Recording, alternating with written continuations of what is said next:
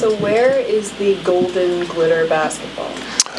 Sitting on my beanbag, just sitting nice and pretty with my hat on top of it, stuff like that. I'm waiting for my mom. She got a frame for me for sure, so definitely getting that frame, no doubt. Juwan, when you look back on this season, a lot of highs, a lot of lows, and everything in between, I guess what are you most proud of about your final season? Just what I overcame. If anyone know, like I dealt through injuries throughout majority of my college career, from ACL, shoulder, sinus fracture in my face, stuff like that. But the one thing I can say I'm proud of for myself is I never gave up.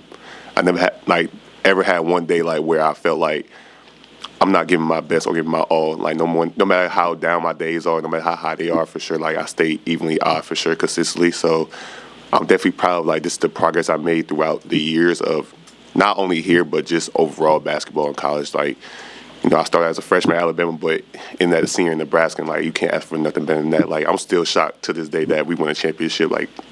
It's something that I'm always going to be respected by, stuff like that. It's always something I'll be remembered for as the MVP, but I'm always going to remember this moment of just, seeing the guys, seeing Fred, seeing Husker Nation, just how proud they are of us, of just winning that first ever college basketball championship.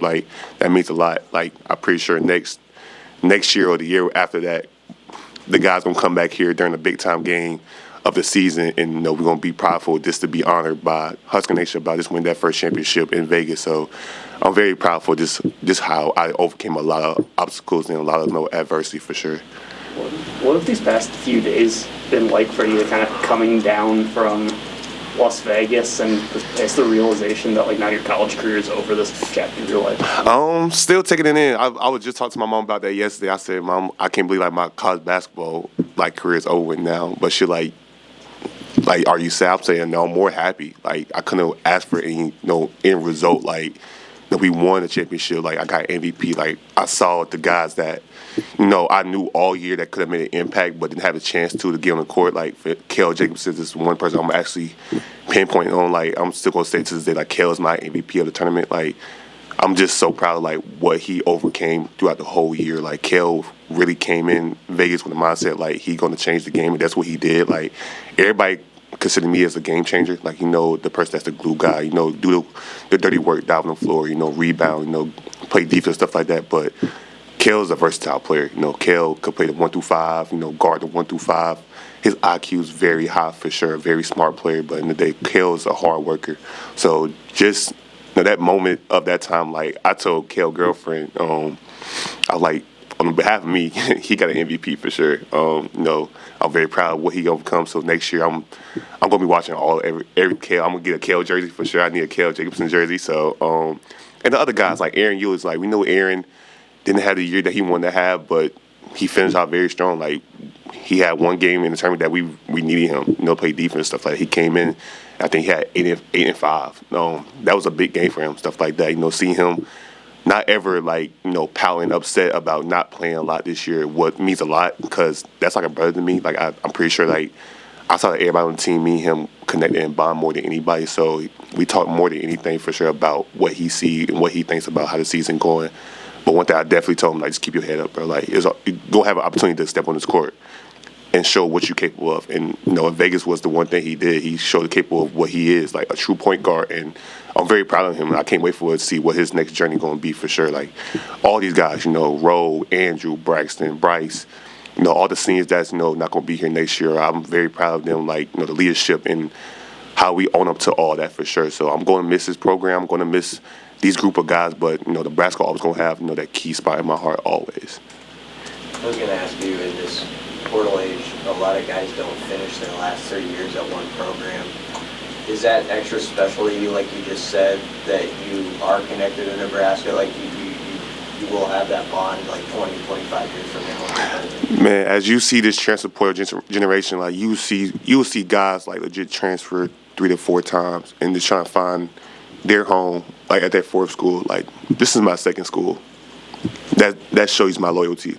If I'm comfortable with you, if I'm comfortable with coaching staff, the environment, I'm gonna be here. I'm gonna be all in everything. That's what Nebraska is for me. I call this my home. My first year it was kind of rough because I never knew what Nebraska was. Midwest, I'm a Southern kid, so 20 hours away from the crib. So it's kind of a new environment, kind of a new feel for me. But once I got, comfortable, once I settled down, actually like, okay, I actually could be myself out here, and people gonna love that. That's when stuff started getting fun for me. So the loyalty of just being here and finishing out my college career, 3 years here, like I couldn't ask for anything else. I wouldn't be nowhere else. I don't think I would love to go anywhere else, because in the day you can't ask for a better head coach, you can't ask for better teammates. Like I said, a better fan base. I'm pretty sure we got one of the best fan bases in the nation. So, like you said, the transfer portal, it's a thing. Like, it's a big thing now for sure, because I feel like a lot of people not only looking for the comfortability of playing, but money is taking over college basketball. NIL is taking over college basketball. So that's what a lot of guys looking at too. But for me, I'm looking for what's going to get me to the next journey, my next step for sure. What's going to prepare me for my next journey, and that's what Nebraska did, and I'm always going to be grateful for it.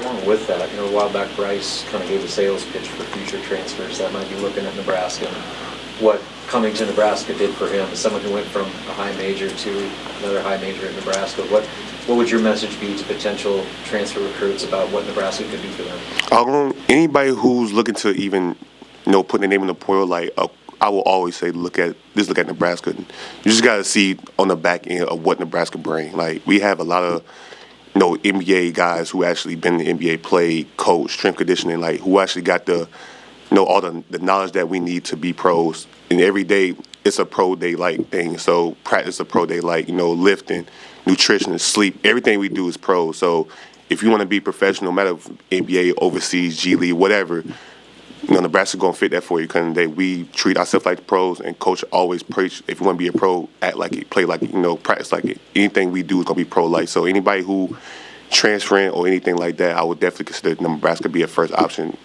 Not because I play here, but just if you want to be a professional, that's where it is. And I never knew who Bryce was.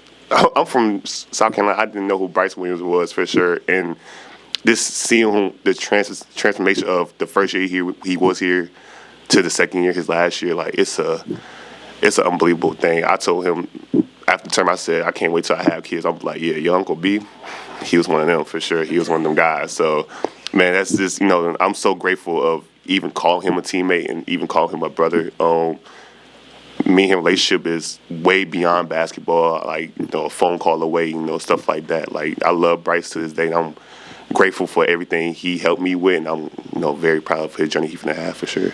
After that game, you guys had a pretty long embrace at midcourt. What was kind of the emotions going through you guys? As soon as the game ended, you guys are hugging there as champions. It's the last time we're in a Husker jersey together, man. When me and him decided to come back, we knew that we had to beat them guys for sure. We knew we had to, beat them leaders, and that's what we did. Like you said, we had some downs this year, but that's not only basketball, it's life. You're always going to have a downs in life, but it's just how you overcome with that. And when we decided to play in this tournament, that was the main thing. Like, okay, we want to go out with a happiness, and that's what it was. Like, it was nothing more than that. We're going to go out our last games as, okay, winners, happiness, stuff like that. Just a smile on our face for sure. So that's what it was, and I couldn't ask for a better end result of the season at all. Like, everything was meant to happen, stuff like that. And, we got momentum now into going to next year. We got a lot of good guys. Like, we got Jamar back, which I'm very proud of for sure. So, we got a guy who actually been in the system before and know how Coach Fred is, how the staff is, stuff like that. So I'm pretty sure his voice going to be a meaningful thing to Fred for sure, too. So, everything this year was a great thing. Everything was joyful for things. We had a lot of fun. We had a lot of wins for sure. Shout out to Creighton. That's another big time win for me, yeah, for sure. But this year I couldn't ask for a better year at all. Do you know what the immediate future will look like for you, like where you're going to train and that sort of thing? As of right now, just settling in now. Just first day I'm finishing up school. That's one of the main things I'm actually focused on right now. Graduation is coming up next month, so I'm finishing up my internship hours, getting a lot of my schoolwork done now. So, but probably the next month or so, I'll be, somewhere around here, Midwest for sure. Just, training, working out, stuff like that, connecting with people, just getting my body right for the next step. So that's one thing I can't wait to be. I can't wait to be the student of the game again. All year I've been, the leader, the coach, and stuff like that on the court, stuff like that. But now I get to legit vert back to, being a student. I can't wait to be that. What do you think you can be able to bring to an NBA organization, NBA roster at the next level? Just my heart. I don't care who you are. I don't care if you're a 5-star. I don't care if you a superstar. I don't care who you is. In the day, like, I'm gonna guard you as best as I can. I'm gonna give you 110% on the court. I'm gonna make sure I'll make the game difficult. Cause in the day, I know I'm not the most elite scorer. I'm not the best shooter. But in the day, I'm a hooper. I'm a hooper that do everything. You know, I'm a hooper that's gonna give you 110% on the offense and defensive end. So, you know, I'm not looking to go on the NBA roster to make a big gradually change. Like, no, I know it's going to be a progress for me to even, you know, get on the floor of the NBA floor for sure. So that's, like I said, I can't wait to be the student of the game again. Like, I legit learn from veterans who've been in the league for, you know, 10 years, 5+ years, stuff like that. So, you know, I can't wait to see what the future has for me. You know, I pray every day to see what the next step going to be. Now I'm going to continue to do that and see what God leads for me for sure. Where do you think you talk about, you know, going back to being a student of the game? How do you think that benefited you this year of having to kind of be in a different role, be that leader and not have to focus on something else, I guess? Using my voice. I would say, like, my first years in college, like, I really wasn't a talker. Like, I keep a lot of stuff to myself. Like, I see things but never say it. But now, like, you know, going to your last year, like, you know, being here for 3 years, like, a lot of guys, especially this year, we had a lot of transfers. So it was kind of new to the system. Like, it was kind of new to the Big Ten for sure. So, of course, they asking me questions. They asking me how to do certain things. So, of course, I got to use my voice. I know it's different from a coach view, from a player's stand view. Like, we on the court, we see everything a lot different from a coach, too. So what's better not just go ahead and talk to your teammates, talk to your brother about, you know, certain things like that. But at the end of the day, I'm a leader. I'm a senior, so I gotta be able to step up and use my voice. No matter how a game go, practice go, a day go for me, like, it's never a bad day I can have just to be quiet. You know, I gotta always use my voice. So one thing about this year, my voice has drastically improved a lot, and it's gonna carry on to the next journey of mine. Juwan, when you look back at the Brown tournament, how'd you guys win? Be us.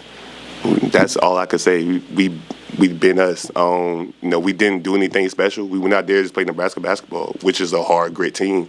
You know, Sam Hoiberg, Cale Jacobson, Aaron Eulis, like Andrew Morgan, like everybody who stepped on that court impact the game in different ways, and that's all you could ask for. Like, we played hard every game, no matter if we was down 12 or 8. You didn't see one face down at all. You didn't see nobody pouting. You didn't see nobody, like, you know, body language was bad. Because in the day, we've been here all year. We've been in this position all year where we down 10, down 15, but between the Crown tournament and the beginning of the season, it was in the season we was trying to figure out how can we get over this hump. But in Vegas, we knew, like, it's either win or go home, and we did not want to go home at all. Like, what's better not to be a week in Vegas, you know, enjoying the time and stuff like that. So that's the only thing I can say about us. No, just playing Nebraska basketball, nothing more.